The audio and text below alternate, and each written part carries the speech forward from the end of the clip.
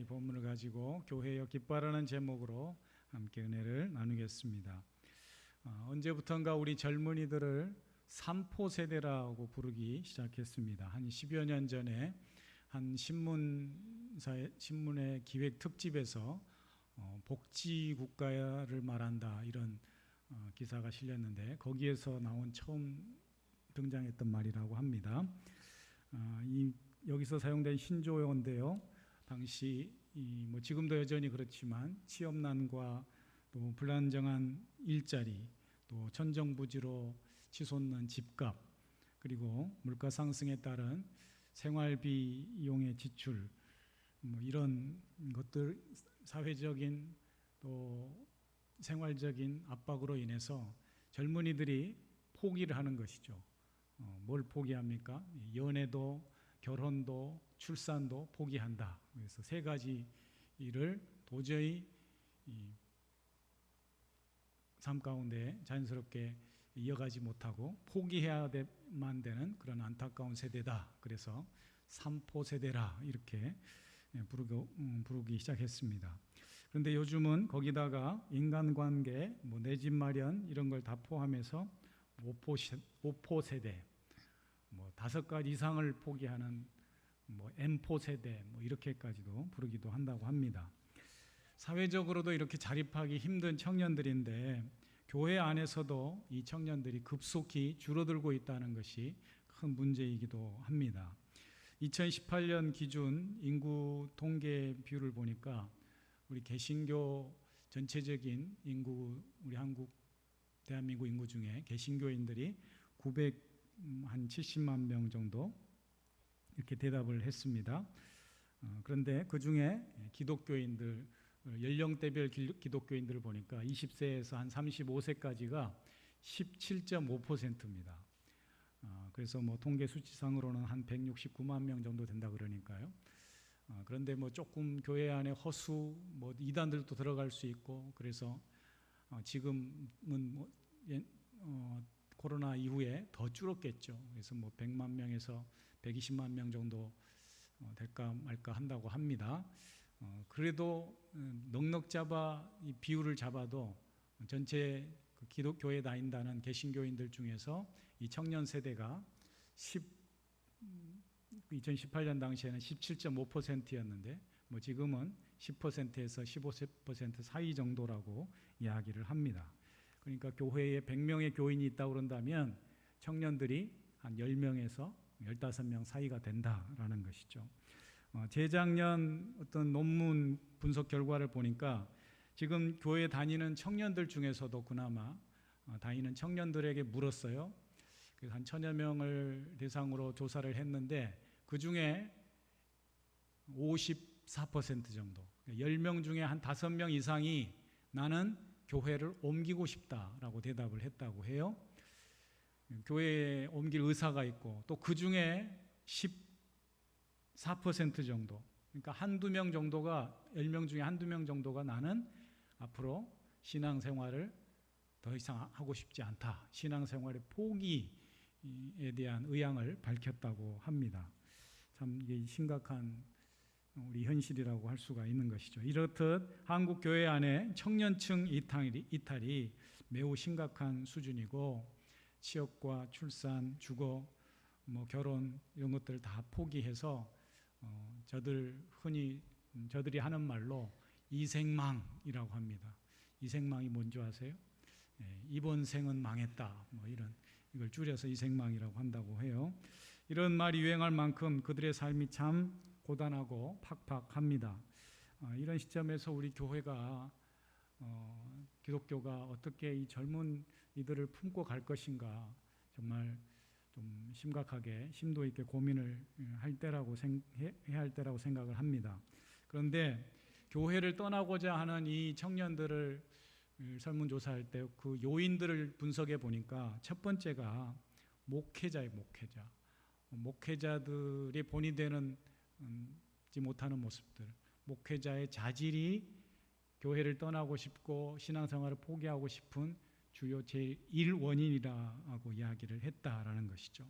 그러니까 청년 수 상당수가 이게 신앙의 문제가 생기는 것이 목회자와의 관계에서 생기더라고 나와 있습니다. 그래서 세부적인 요인으로는 목회자들의 말과 행동의 불일치, 또 목회자의 설교, 독단적이고 권위적인 모습, 상처되는 말, 이런 말들이 교회 청년들의 이동과 또 신앙생활 포기의 주요 원인으로 분석이 되었습니다. 그러니까 참 목회자가 중요하다. 이 앞에 서는 교회 지도자들이, 신앙의 영적 지도자들이 너무 중요하다라는 것을 우리가 다시 한번 생각해 보게 되는 것이죠. 또 뭐 개교회뿐만 아니고 기독교 전체적으로 놓고 봤을 때도 우리 뭐 목사님들의 교회, 큰 교회의 문제들, 뭐 세습 문제랄지 또는 목회자의 부도덕한 모습들, 이런 것들이 우리 청년들의 신앙을 이탈케 하는, 교회를 이탈케 하고 신앙을 포기하게 하는 중요한 원인이 된다고 합니다. 참 이런 그 분석들을 보면서 저 또한 많은 책임감을 느끼게 되는데요. 어쨌든 사랑하는 성도님들, 교회는 이 땅에 하나님 나라의 실체를 보여줄 수 있는 그런 영적 모델 공동체가 되어야 할 줄 믿습니다. 교회는 이 땅에 희망을 주어야 하고, 그러기 위해서는 교회는 세상의 모습과는 다른 모습이 있어야 한다는 것이죠. 교회가 교회다워질 때 하나님의 영광을 드러내고 하나님 나라의 그런 모델이 되는, 모델 하우스와 같은 그런 중요한 본보기가 되는 것이죠. 그런 교회가 되기 위해서, 또 교회가 사람이 주인이 아닌 주님이 주인이 되고, 또 목회자가 주인이 아닌 주님이 진정한 왕이 되는 그런 교회가 되어야 할 줄 믿습니다. 오늘 본 말씀에 나오는 예루살렘은 우리 신앙인들의 공동체인 교회를 상징합니다. 예루살렘을 곧 교회로 우리가 상치시켜서 볼 수 있다라는 것인데, 하나님께서 예루살렘을 중심으로 이스라엘 백성들을, 하나님의 백성들을 모으시고 그들로 하여금 제사를 받으시고 예배를 받으셨습니다. 그렇듯이 오늘날 우리에게도 하나님께서는 예수님 이후에 성령의 시대를 맞이해서 교회를 세우시고, 그 교회 가운데에 하나님의 백성들을 불러 모으시고 교회를 통해서 예배를 받으시기 원한다라는 것이죠. 그러니까 교회가 매우 중요합니다. 우리 하나님의 백성됨, 하나님의 나라의 실체, 이런 것들을 보여줄 수 있는 중요한 그런 근거지가 우리 교회가 된다라는 사실입니다. 또한 성경에서는 예루살렘을 하나님 나라의 완성으로도 표현하고 있습니다. 한번 생각해 보세요. 우리가 성경을 보면 하나님께서 첫 아담과 하와를 만들어서 에덴 동산에 두잖아요. 그런데 그들이 불순종으로 에덴 동산에서 쫓겨났어요. 마치 그런 것처럼 하나님께서 이스라엘 백성들을 당신의 백성들로 부르셨지만, 그리고 율법 하나님의 말씀을 허락하셨지만 그들이 더 이상 말씀에 순종하지 않으니까 예루살렘으로부터 쫓아내잖아요. 예루살렘에서 쫓겨나서 강대국의 포로로 잡혀가게 되는 그런 것들을 보면서 하나님께서 우리를 굉장히 그 구도를 가지고 상징적으로 이끌고 있다라는 것을 보게 되는 것입니다. 그리고 오늘 우리가 읽은 이사야 말씀을 통해서 하나님은 이스라엘의 다시금 위로와 회복의 말씀을 전하고 있습니다. 예루살렘으로의 귀환, 예루살렘의 복귀를 말하고 있는 것인데요. 이처럼 예루살렘은 새로운 회복, 새로운 에덴 동산의 회복이라고도 말씀드릴 수가 있습니다. 신약 성경에서도 보면 그 마지막 장에 요한계시록에서 우리에게 주실 새 예루살렘을 묘사를 하고 있는데요. 거기에도 역시 마찬가지로 하나님의 보좌로부터 생수의 강이 흘러나오고, 그 생수의 강 옆에는 12달마다 열리는 그 생명의 과일이, 열매가 있다, 이렇게 되어 있어요. 그러니까 새 예루살렘, 그리고 우리에게 주실 하나님의 마지막 그 생명의 선물, 이런 것들이 다 예루살렘과 연관이 있다라는 것을 알 수가 있습니다. 우리 주님은 반드시 다시 오십니다. 그 종말의 때에 우리에게 생명과 함께 새 예루살렘을 선물로 주실 것을 믿으시기 바랍니다.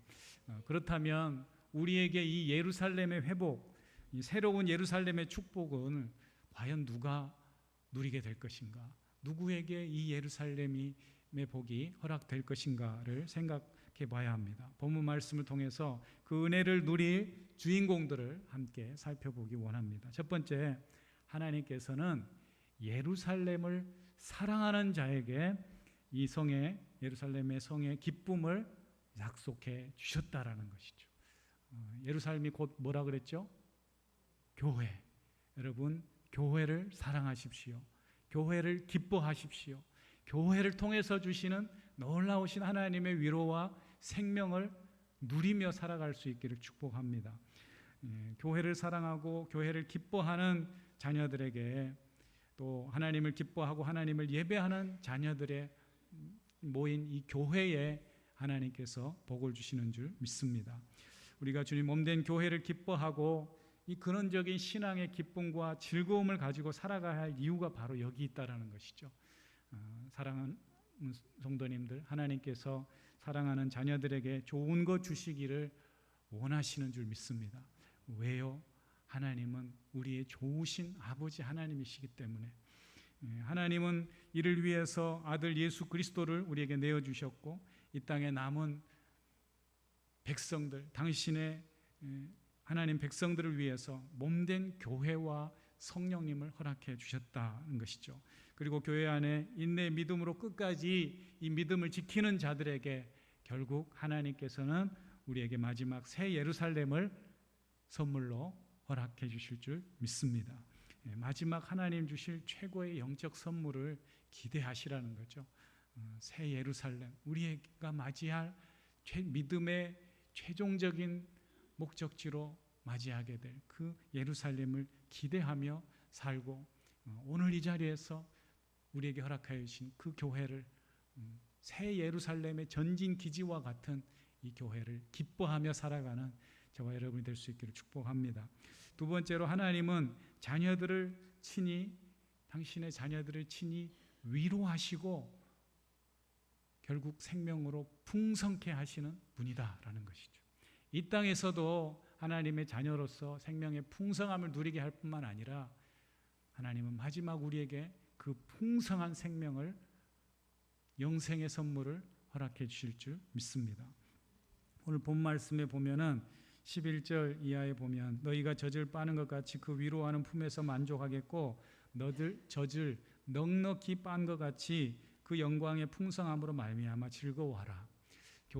예루살렘을 교회로 상징적으로 표현했다면, 이 교회와 예루살렘 교회와 같은 이 예루살렘에 어떤 모습을 또 보여주고 묘사하고 있느냐? 마치 어머니가 아이에게 젖을 물리는 것 같은 그런 기쁨, 또 평강, 풍성함을 묘사해주고 있습니다. 왜 우리가 교회를 기뻐해야 되느냐? 앞서서 말씀드렸지만은 교회는 우리에게 생명을 주는 곳이다라는 거죠. 그래서 어거스틴이나 존 깔뱅, 우리 개신교의 아버지라 부르는, 이 장로교의 아버지라 부르는 장 깔뱅도 교회를 뭐로 묘사를 했느냐? 어머니로 표현하고 있어요. 어머니. 교회는 곧 어머니와 같은 존재라는 것이죠. 우리가 왜 교회를 기뻐해야 되느냐? 교회는 우리에게 어머니와 같은 존재이기 때문에. 생각해 보세요. 우리 갓난 아기들이 어떨 때 가장 행복하고 평안해 보이던가요?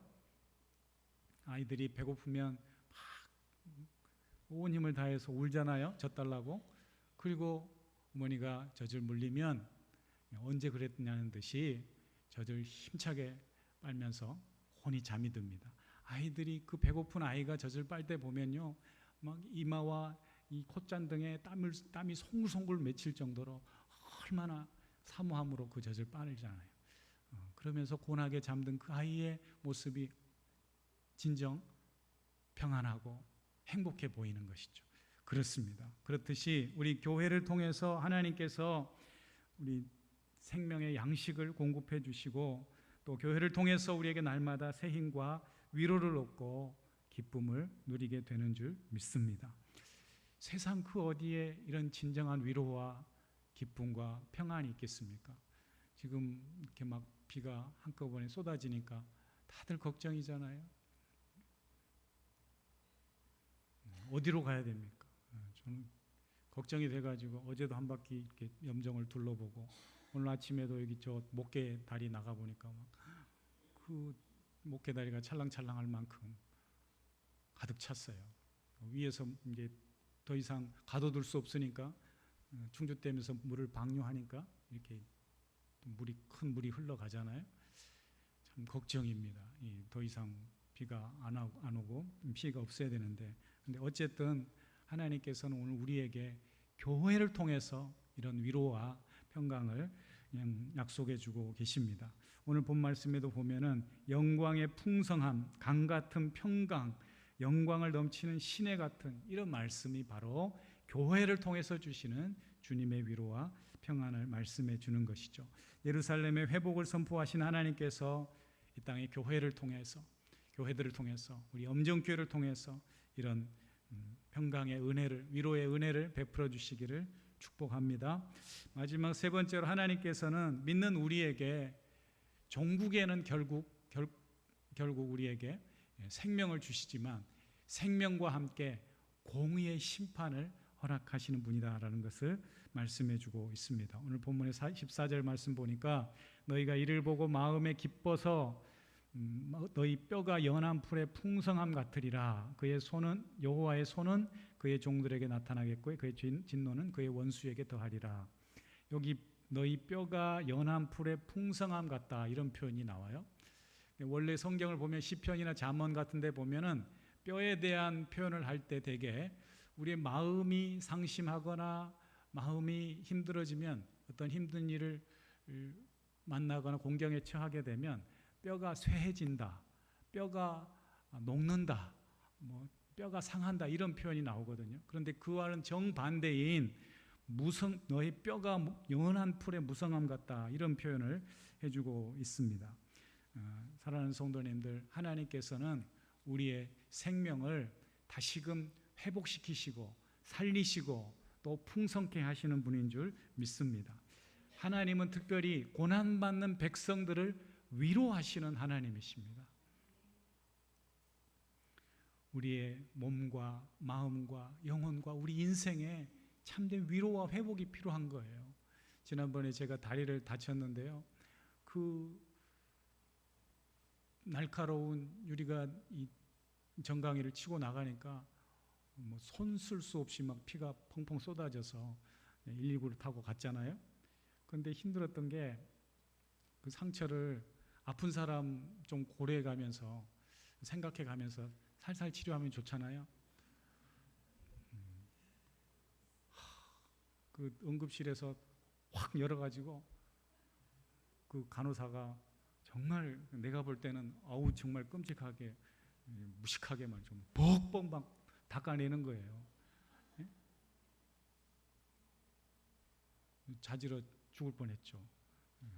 그 상처를 이렇게 살살 이렇게 긁어내는 것도 아니고 그냥 그 손뭉치 알코올 적셔가지고 막 이렇게 왔다 갔다 하는 거예요.